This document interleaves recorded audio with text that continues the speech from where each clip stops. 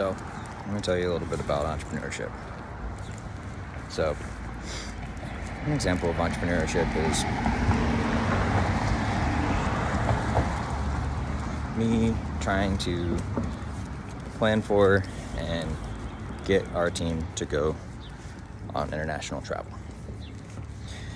You see, I think international travel is one of the easiest ways to help you discover what life is and what life isn't. And to see and recognize that regardless of how you think life is or how you see the world or how you think the world sees you, the first time you travel internationally, especially to a place that's drastically different than where you're from, is that you can see and feel and hear and smell and touch just how different the world can be and how different your world can be just based on where you are. Of course, based on where you were born, where you grew up, where you spent your formative years, but also where you are right now as you're watching this video. The world around you is affecting how you're viewing it, which is hard to think about sometimes. And most people don't. But you can choose to not be most people. But anyways, back to my story. So, international travel is important. I think it's a key part to life. I think it's a key part to who I am and how I've become the man that I've become. And I think it's a key factor as to why I'm such a good person and why I can understand such a wide range of people, why I can relate to so many people. And the beautiful thing about going to another country is that when you come home or any other time you're around people and you happen to talk to someone who's from that country, you can have a great conversation. You can tell them things you saw, you can ask them what they think, you can ask them things they like, they don't like, and the trick is you just do that over and over again with enough people and you'll get a pretty good sense of the world. But one of the things you have to consider is what lens you're viewing that world through. Because at the end of the day, you're the one who's experiencing all these things. You're the one who's seeing those things. You're the one who's hearing those things, who's tasting those things, who's feeling those things. And you're the one who's choosing what you do and when you do it and how you do it and who you do it with. And that all affects how your experience is. And that could be good or that could be bad. And I, of course, have experienced both of these, as I would imagine a lot of people have, if not most people.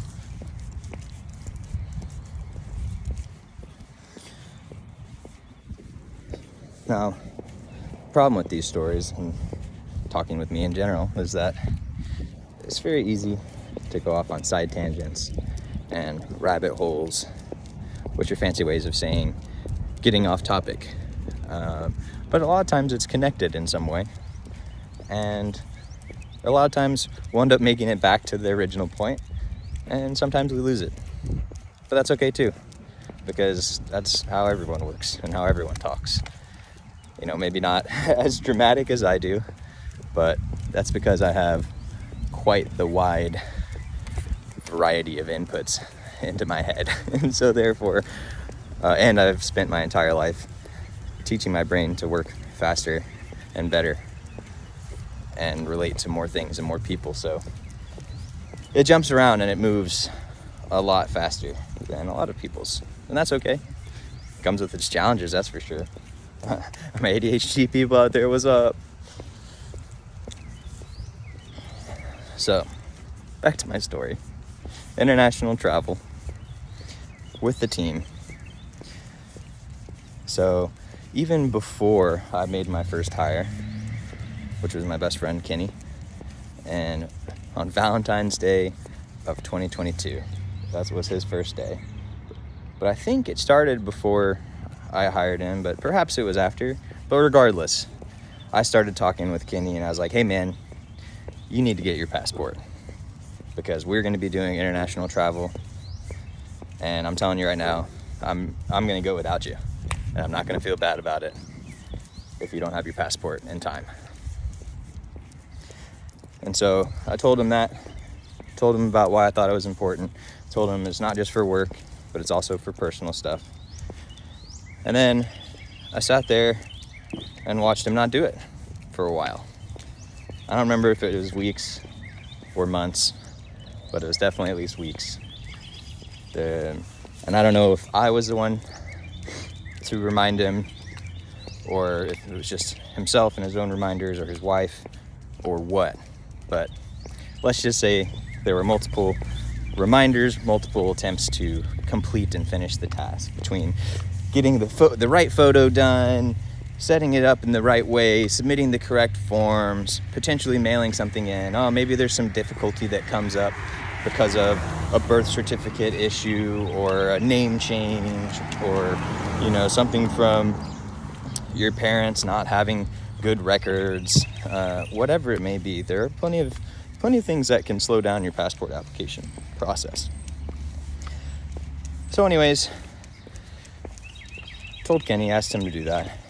Additionally, I spoke with my wife, Danielle, who is my wife, so of course we have personal reasons and personal connections, and I told her very similarly. I was like, so she had a passport, but it was either expiring or it was about to expire. And I told her, I was like, hey, look,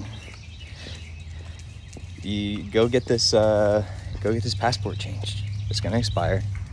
I really don't want that to be the reason we don't go on some trip. And although I don't really want to, I will definitely go on a trip without you. And I won't feel bad about it. It's gonna suck, but I don't want to do that. And so I told her similarly. Go ahead and guess what happened. Yep, you're right. It took weeks, maybe months, probably multiple attempts, multiple reminders, probably of her own, probably from me too. She probably got annoyed at me reminding her. Maybe she thought I was nagging her. But good news, good story. Both Kenny and Danielle got their passports, and they got them in plenty of time for us to book our travel. So that's great. So now I want to enter into the picture for you my friend Danny. So I'll keep his story relatively brief for now, but of course we'll talk a lot more about it another day. Long story short with Danny is he went to film school at TCU, which is a private university, private Christian university specifically. It's in Fort Worth, Texas. Great school. One of the downsides is it's extremely, extremely expensive, as private schools often are. So Danny goes to this really expensive school and he studies film. Now, film is an amazing thing, but as sure a lot of people know, whether you're in the industry or not always the highest percentage rate of going from some sort of degree or whatnot into a meaningful job that can last forever and is sustainable. So Danny did a few things. To be honest, I'm not 100% sure off the top of my head. It's been probably years since we talked about it, about what all he tried to do. He even went out to LA. But again, the story for another day. Fast forward a little bit, Danny did some work in schools. He was a coach, an elementary school coach, and I think he also did some teaching in the classroom. I'm not sure if it was as a full-on teacher or a substitute or an assistant of some sort. I can't remember. So we'll clarify that with him later, but did some work in school with kids, right? Well, the other thing about Danny is that since he was a little boy, he's really liked anime. And ever since he started getting into that, Dragon Ball Z, I believe, was one of the original ones. That was his foray into learning a lot about Japanese culture. And there's a term for somebody who really, really likes Japan. Well, there's kind of two terms. So there's a Japanophile, which is just the word Japan at the end. There's a stem word. It's called phile. Like phile means love. So he loves Japan. And then there's more of a slang term, or if you want to hear a fancy word for slang, colloquial. Co meaning together, loku meaning like voice or talk or tongue, something along those lines. So it's like, these are the ways we talk together, colloquial. So that's kind of like slang. Anyways, a slang for that is something called a weeb, or potentially a weebo. I don't know if one of those is more right or the other, but based on, I think I asked Danny, I think he said both of those were. And I don't know how offensive some people find that term, so FYI, don't necessarily go around shouting it because I don't know all of the ramifications of it. But anyways, as someone who really likes Japan culture, so Danny has been a weeb for a while now. And any of you guys out there been weebs for a while? Let us know down below in the comments or on our notebook. And why, and what it is about specifically that made you do it, makes you so interested. Speaking of Japan, there's random little bits of, I mean, it looks like bamboo, but I'm in Texas. I don't know if bamboo grows naturally anywhere around here, but someone may have transplanted it, someone may have brought it in, or maybe it's just some other type of reed. Reeds are cool, right? My name's Reed. Anyways, so he's a weebo, been a weebo for a while, and because of that, he wanted to move to Japan. And so a few years ago, he made it his mission to move to Japan. And one of the things about moving to another country is that you have to legally have a reason to be there. Now, for a lot of countries, if not most countries, if you have a passport, you can go into a country for tourist reasons, just, you know, to see it, tour, do things like that, have fun for 90 days. But other than that, you'll need something that most countries, if not all countries, call it a visa. Like the credit card, but different. Visa, V-I-S-A. And a visa is essentially a government document, government stamp of approval that says, hey, you're allowed to stay here, oftentimes with certain restrictions, for certain purposes, for certain dates. And depending on the country you're going to, they may be very strict.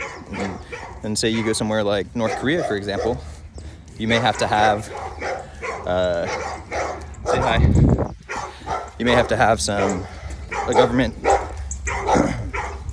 person follow you around or something like that.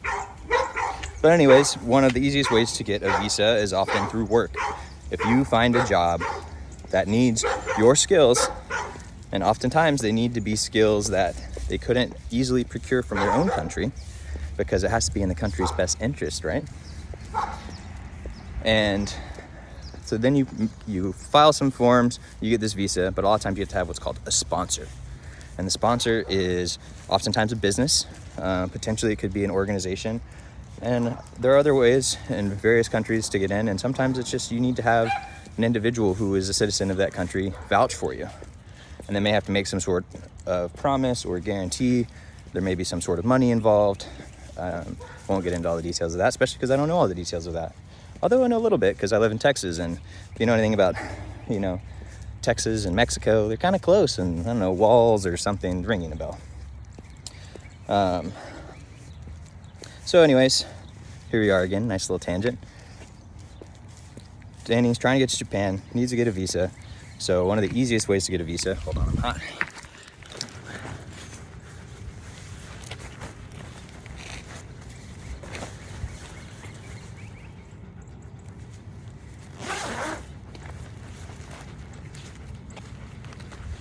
Last time you guys done this, you ever tie your jacket around your waist? I remember it was a very popular thing in the 90s, and then it, I think a lot of people decided it looked tacky and not cool, so they stopped doing it. But sometimes that's just the best way to put it on, even if it doesn't look cool. I don't really care. And guess what? Fanny packs used to not be cool, but now they're cool. So anything that's cool will always change. probably go away and come back. It's called a trend.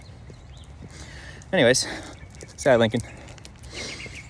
So he realized that, as a lot of people often do, the best way to get a visa is to get a job. And in a lot of foreign countries, if you're an English speaker, especially as a native English speaker, English is your first language, then you can teach English, and that can be your job and your way to get into the country. And for some people, they'll go there and they'll do that, and that's what they'll do forever. But for other people, they'll use that as a stepping stone, essentially as, hey, this is my excuse to get out of my country into another country, and yes, I'm going to go do that job, and yes, I'm going to work on that. But while I'm there, I'm going to explore and maybe find out potentially some other things that I could do to try and find something that is more along the lines of what I may want to do long term, and maybe what I already have special skills for. But as you may find, it's a lot harder to apply for a job if you are coming from somewhere else, especially if it's another country and you're not a citizen. So by getting over to the country and having a visa and proving that you can survive and do good work in country, well, that's a good thing for any employer to make them more comfortable extending you a visa. So anyways, just a little bit about how to get, ooh, look at these pretty flowers.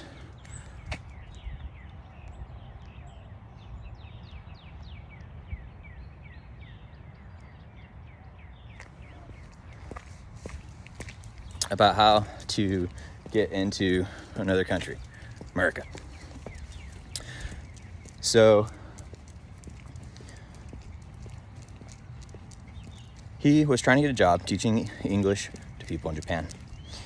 But fast forwarding a good bit, he had some, the process for applying takes a long time. There's only a certain number of applicants that get accepted every year. And again, I'll spare the exact details, especially because I don't remember them specifically. But there's some combination of Danny not getting accepted either in time or not enough people. And of course, COVID was a factor with this, and how many people were allowed to come into the country at all, when they were allowed to come, what kind of restrictions they had. So long story, a little shorter, Danny didn't end up making it to Japan and didn't end up going and teaching English. So then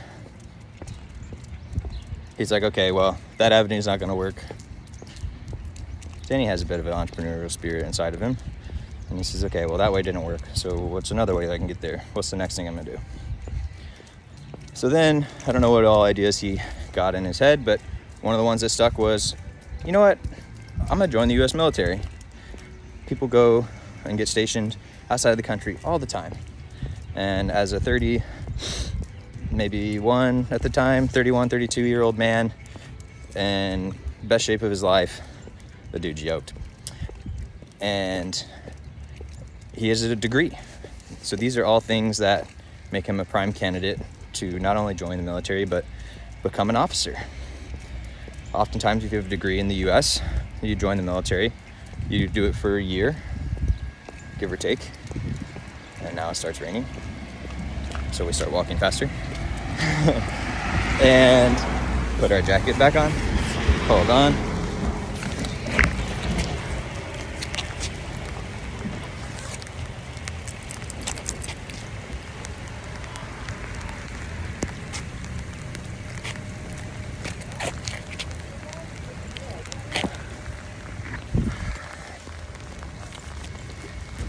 I like this blurry, hazy look. Think I should leave it? I think I should wipe off the lens.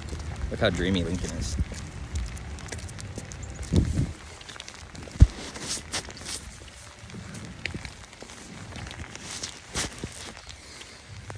Okay, so now I look like Count Vesuvius. Is that his name? Remember, always eat from the dark side of the plate. Something like that. All right, so didn't end up going to Japan to teaching, didn't work out, so he was going to join the military. So what do you do to join the military? Well, he went up to the military recruiting office. Long story short, tried to get a job and got applied, got approved. Every time he went up to go do the physical training with the people, Special Forces would come over to Danny and be like, hey man, Make sure you don't want to come be special forces. Like, we can see that you're jacked and that you're smart and that you're good looking. So Danny would be like, nah, man, I ain't trying to die. I'm just trying to get to another country, do something interesting, have a good life. I don't know what Danny said, but, you know, I'm being Danny in this case. He definitely said no. So, long story, slightly longer, but now shorter. He didn't get into the military thing. It was a matter of waiting for the right job to come up and him getting put into the role. There was even one time where a job came up and his recruiter told him, man, somebody pressed that button 15 minutes before I was able to, and now you're not going to be able to get that job. So after doing this and kind of waiting around for a few months, Danny, waiting around is a strong word, but, you know, not having the sure sense of where he's going to go, when he's going to be somewhere, he's like, you know what, I can't do this anymore. I need something more stable. I need to know what my future's going to look like. So now here's Danny, 2 strikes down, still not able to get to Japan. So then he's like, okay, well, if I can't get to Japan this way, what am I going to do now? And so then what Danny did, what he decided to do was, he got a job at a Japanese grocery store, which I thought was just freaking genius. And I was like, oh, yeah, that makes a great idea, perfect sense. So he went and got a job at a place called Mitsuwa Marketplace. And they're a Japanese grocery store here in America. They've got about 12 locations or so. Started out in California, headquarters out in California. And but we're fortunate enough to have one here near us. We're in just north of Dallas, Texas, and a city called McKinney. And Mitsuwa has a location in Plano, Texas, which is about 10 and 15 minutes from us. So then he gets a job at this Japanese marketplace. Then he spends every day at work surrounded by Japanese culture. Japanese food, Japanese manga, Japanese figurines, Japanese claw toys, Japanese sake, Japanese soda, Japanese coffee, Japanese candy. Lots of Japanese people. I think, if not everyone, most people within the store that worked there spoke Japanese. A lot of them were Japanese. Other of them were just Japanophiles like Danny. And then on top of that, he was like, you know what, I want to learn Japanese a little better too. And he'd been working on that for a while. I've seen him with his workbooks. He told me when he's practicing, and whether it be speaking or reading or drawing the characters, he's been working at it for a while. Well, after he was working in the store, well, he started talking Japanese every day to the people around him. He started to immerse himself a little bit in the culture. And on top of that, he decided to get a coach, to get a teacher. So he got someone at the store to help teach him Japanese. And he's been going to Japanese lessons now, I think for a few months, maybe over a year. I'm not sure how long it's been. I don't think it's been that long, but I'm sure. Anyways, details. So I was like, man, that's a pretty genius plan. Well done, man. If you're not going to get over to Japan, at least you're surrounded by the people. You're talking Japanese every day. You're learning it. And you know what? We'll figure out a way to get to Japan. Well, fast forward a little bit. Danny works at Mitsuwa for a while. And now we enter me, Reed. Well, for me, I'm running this startup company, and we do a lot of video work. I've been doing it now for about 5.5 years. It'll be 6 years in July.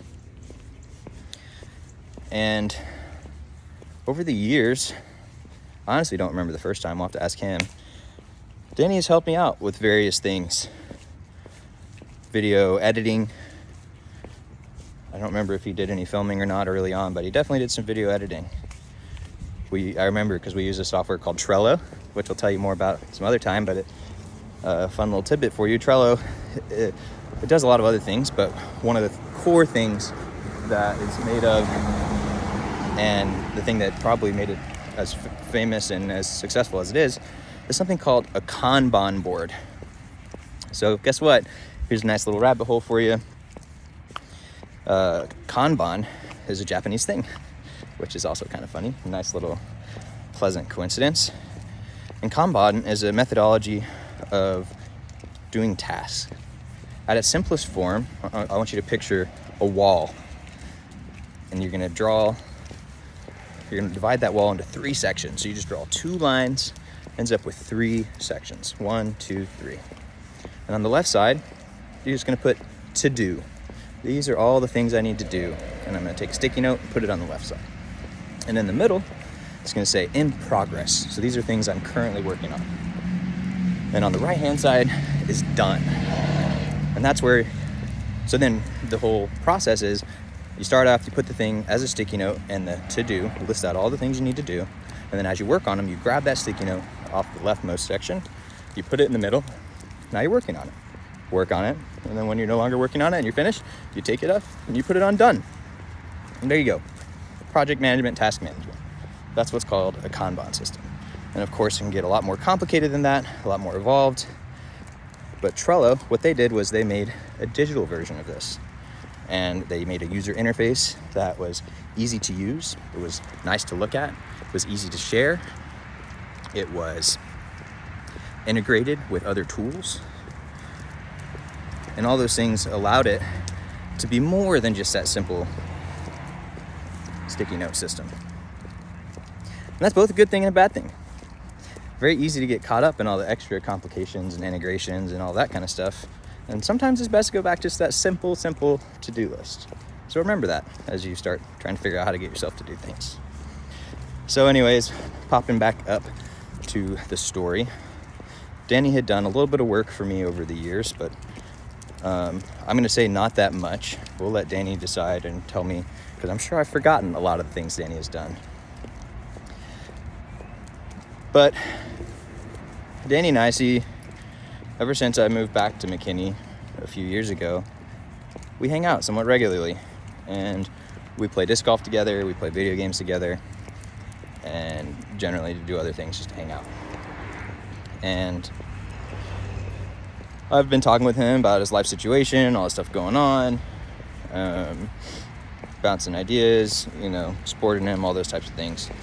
So then, after we'd been doing this Japanese grocery store for a while, and after I had been feeling the pains of not having enough manpower in my business to edit the videos that I wanted, I decided I was ready to hire a full-time video editor to help grow this company. And so last October of 2022, I hired Danny. So to recap, I hired Kenny in February 2022, and I hired Danny in October of 2022. So those are my first 2 hires. And we're going to talk more about Danielle another day, but it's very much worth noting that Danielle has done a ton of work for the company and for me over the years, and especially over the last few years, I can't remember exactly how long, she's been working half-time for the company. And importantly, she's working on her own stuff too, which I definitely want you to check it out.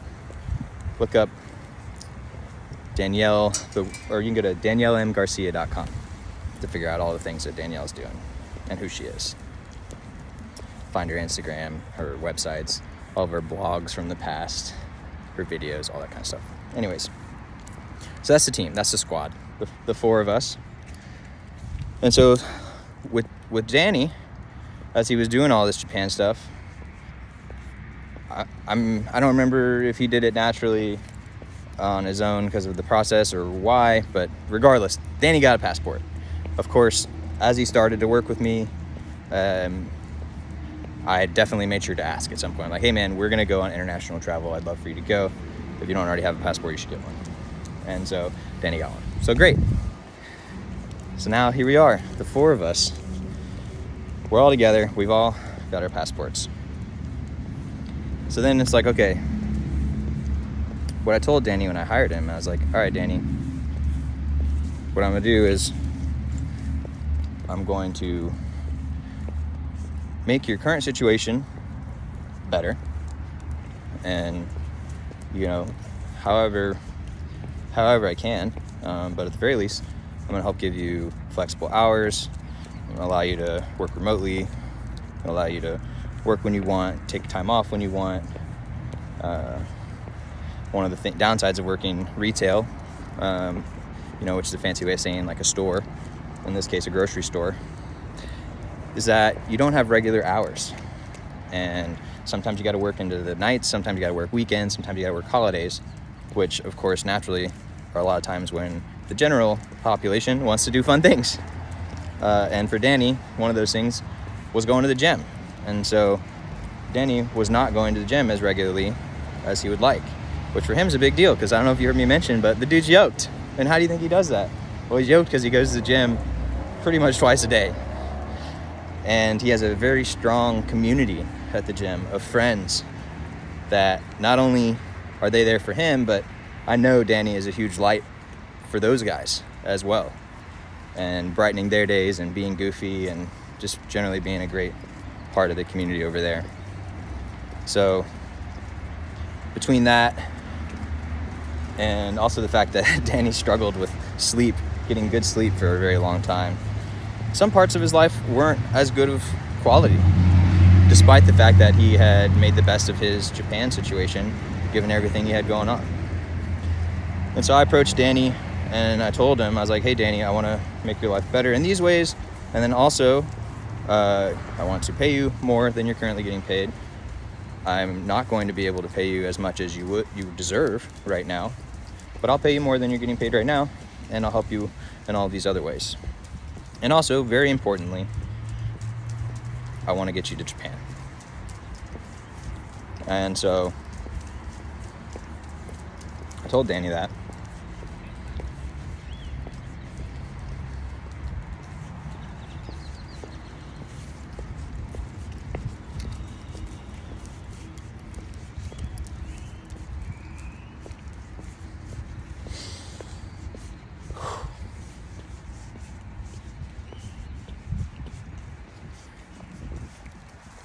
Told Danny that.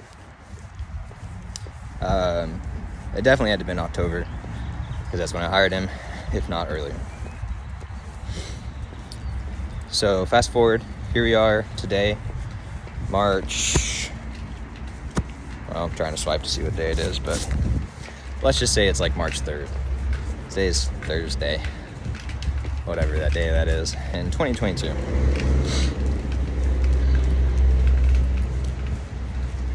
And about a week and a half ago,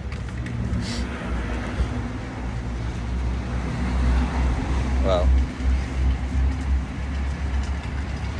yeah. See, the thing about doing these things live is trying to decide what all you want to include and don't include when you're telling the story. But I've been going on for a while now, so I'll minimize the details for this part. And of course, if you guys want to know more, you can just ask and I'll tell you more. But fast forward, Danny's worked for us for a few months. Now this takes us to a couple weeks ago. Long story short, we got tickets to Japan. So I don't know how it felt for Danny, but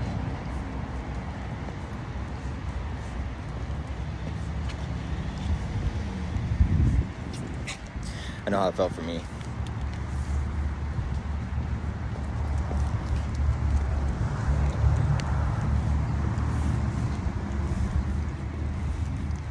Let's just say it was good.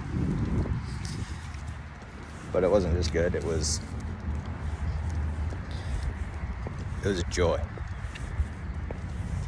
Because the difference between joy and happiness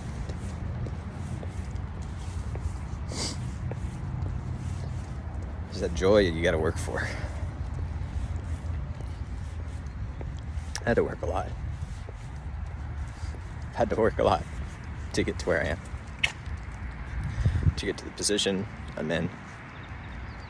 To be able to do the things I'm able to do. To be able to have a team. To be able to run a company. Not just a company, but a company with my wife. my best friend, another one of my best friends, trying to rope in other friends. And if you know anything about business, they'll tell you that you should never work with your friends or your family. Why do you think that is? Of course, we're going to talk about that in depth another day. But I want to wrap this up, so we'll end by me reminding you what entrepreneurship is about. So we have our tickets booked. We're ready to go. We're flying out April 3rd, going to Japan for about 17 days. And Danny, originally he was going to stay. He was just going to move and potentially stay there for who knows how long. But of course, he doesn't have a visa yet. So what he's going to do is he's going to take the 90 days and he's going to explore and travel. And he's going to think about it and decide, like, hey, do I want to live here? Do I want to stay here? Or do I want to potentially go somewhere else or do something else? And another thing that this has done is, well, now Danny didn't re-sign his lease, for last year, or for next year, so he doesn't have rent. So now Danny, he doesn't have kids and have dogs. I know you're tired. He's like, your story is too long, Dad. And we already went on a walk this morning. So Danny's not tied to things like Lincoln or an apartment or a house. So now he's free to go wherever he wants and go into any country he wants, or at least most of them, for 90 days. And so now Danny's going to go to Japan, and who knows, maybe he'll go to other places. The beauty is he could go literally anywhere.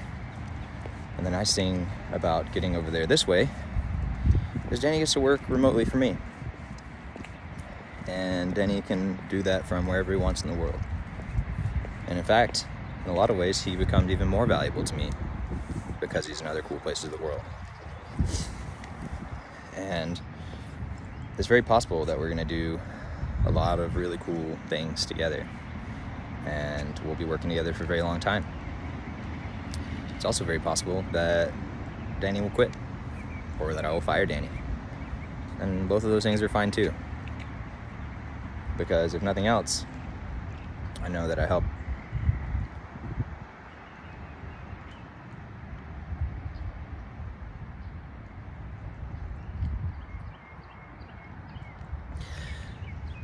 Danny in at least some way. Water tower looks cool. Let's take a picture.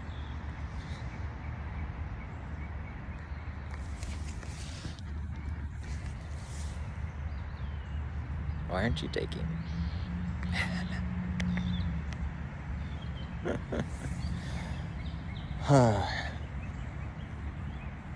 So, to wrap up, and if you have watched any of my shows, or if you've ever been one of my friends, or just talked to me sometime, you might notice that I'll wrap things up many times without actually wrapping them up. Again, it goes back to the tangents and the rabbit holes. Those colloquialisms, that slang, those distractions. Anyways, so the bottom line is that we're sitting down this morning, and this is the first time we all sat down and we said, okay, like, we know we have at least a rough idea of some things that we want to do in Japan, but let's really focus in on what is the purpose of us going to Japan, and what is it that each of us individually wants to get out of this trip, and then also what is it that we want to get out of this trip as a company. And so we sat down and we talked about that, and we recorded that conversation using a cool tool called otter.ai. Not only does it record the conversation, but it automatically transcribes it for you, which is a fancy way of saying it writes out the words for you automatically using computers. So now we have not only a voice recording of that meeting, but also words of everything that was said. And then on top of that, Danielle took notes using a note-taking software called Roam Research. And it's got bullet points for each of us of what we want to do.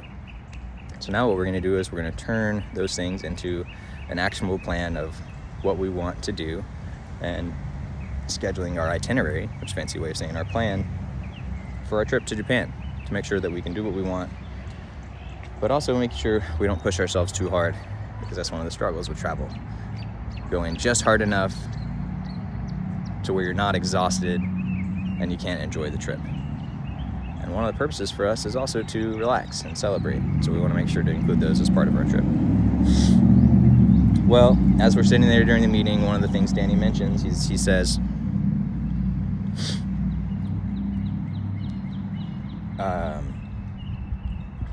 alright guys, so if you go to the flight app, you can add in your passport and your proof of COVID, vaccines, and stuff like that. So why don't you guys do that? So we went. Kenny's like, got my passport, good. Danny's like, I already did it, good. Danielle goes and grabs her passport. I go and grab mine. Date of expiration, April 17th, 2023. So here we are, we booked this trip to Japan. And on top of that, the day after Japan, Danielle and I are going to Costa Rica, both for personal reasons as well as work reasons. Gonna follow coffee all the way from a bean on the plantation all the way to cup. All the different variations, all the different roasting levels, all the different types of beans, all the different ways you can prepare it. Helping you figure out and discover that coffee is way, way, way more complex than you'd ever imagine. Different variations of brewing, not just brew methods, but brew times, the tools you're using. There's so many things that you can tweak. Anyway, so that's one of the reasons we're going to Costa Rica. Another one is I want to go visit the site at a small community that I helped back in 2010, August of 2010. I went to Costa Rica for 16 days and helped build a computer center that I also helped design, which also included 2 bathrooms, or at least one. And that was with a student-led and student-run group called Engineers Without Borders, the Texas A&M chapter. Whoop. And so I wanted to, as part of my Costa Rica trip, go back and visit that place and see what it looks like. If nothing else, just to help bring back some of my memories, but also potentially to talk with some of the people who were there. Because I remember some of the kids from when I was there. And guess what? It's been 13 years now since I've done that. Holy crap. So a lot's happened since then. But anyways, back to the story. So there's also a wedding for a friend in Costa Rica. So we were supposed to come back from Japan. We are supposed to come back from Japan, and then literally the next day fly out to Houston, less than like 12 hours later, or something like that. And now it's very possible I won't be able to go. But you know what entrepreneurship is? It's facing challenges like these, figuring out all of the available tools, all of the support that I have, and trying to figure out a way to solve for the problem. And so I'm gonna go and try and solve for the problem. Maybe it's possible I'll be able to get some sort of expedited passport processing. Maybe it's possible I'll just have to change my flight and probably pay a bunch more money, but still be able to go, but have to fly back on the date of my passport expiration. That solves the Japan thing, but not the Costa Rica thing. But there's also this thing about passports where I think they have a little bit of grace period or leniency period depending on the country, because I've looked into this before whenever I was looking into it for Danielle, when I was looking into it for Kenny. So I'll go look at all that stuff and I'll figure it out, because that's what entrepreneurs do. And you know what? If I'm not able to get to Japan, it's just my first try. And yeah, this is the time we chose was the ideal time to go. This peak cherry blossom time, which I don't know if you remember on our walk probably about 25 minutes ago, there was a nice tree with pretty pink flowers. No idea what that tree was. It's very possible that was a cherry blossom. I don't know. But I think it looks similar to that with that pink leaves. But you know what? I'm not sure what they look like. I'm looking forward to it. So, you know what? If it ends up that I'm not able to go to Japan this time, that's okay. Because I'll go some other time and we'll figure it out. Because I have the support, I have the tools, I have the resources, and I can figure it out. And you know what? If Danny can figure it out, then I can too. Just gotta keep trying. As a wise old woman once said, just keep swimming.